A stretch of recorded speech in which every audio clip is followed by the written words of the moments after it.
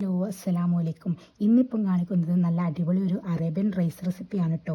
നമ്മൾ ബിരിയാണിയൊക്കെ ഉണ്ടാക്കുന്നതിന് പകരം എളുപ്പത്തിൽ ഉണ്ടാക്കാൻ പറ്റിയ ഒരു വെറൈറ്റി ചോറാണ് കേട്ടോ ഇത് ഉണ്ടാക്കാൻ വളരെ സിമ്പിളാണ്. ഇത് ഉണ്ടാക്കാനായി 1 കിലോ ജല്ല ബസ്മതി റൈസാണ് എടുത്തിരിക്കുന്നത്.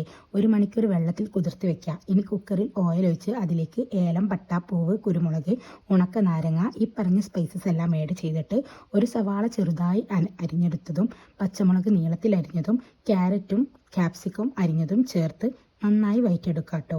ഇനി തക്കാളിയും പച്ചമുളകും കൂടി മിക്സിയിൽ അടിച്ചെടുത്തതും ചേർക്കുക. ടൊമാറ്റോ സോസും ചേർക്കുന്നുണ്ട്.